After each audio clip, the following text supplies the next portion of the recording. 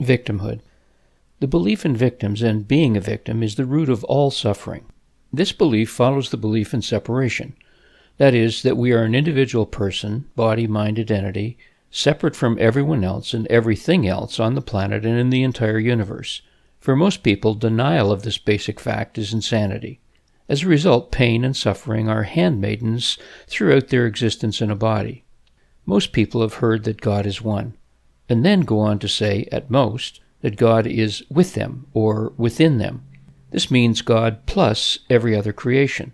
Even a superficial look at this belief reveals that oneness is only a mental belief overridden by other beliefs.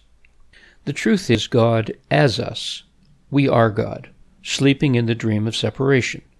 When we believe in victims, it's easy to complain, to judge, to lament our fate, to be bitter, to be constantly angry, feel hopeless, and live in a simmering misery that life is just not fair. All these feelings are passionate, filled with energy that goes on to expand the very circumstances we're already living in, and creates more of the same, thus validating that our belief must be true, and this expands our suffering.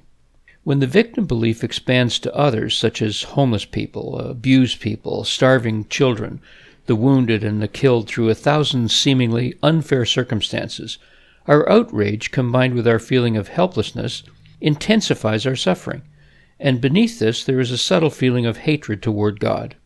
That hatred lights a blazing fire under guilt, and the suffering dance expands even more.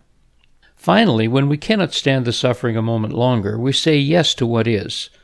This does not require understanding of what is. The mental belief in oneness becomes a heart-centered feeling. Instantly, we step off the stage of separated stories, dramas, victims, and suffering, and into the audience as a witness to the dream that we've called a reality. We begin to recognize that all stories and all dramas are intertwined as one giant holographic mirror showing us what is blocking the one that we are from our every moment experience. Without realizing it at first, we turn our attention from finger-pointing out there to feeling these blocks, our conditioning or conditioned false self, in here, and very quickly the suffering dissolves. Not the pain. That will exist as long as our consciousness occupies a body-mind. But the victim's suffering dissolves. It is here in the audience, as a witness to what is, saying yes to it, that we truly begin to live.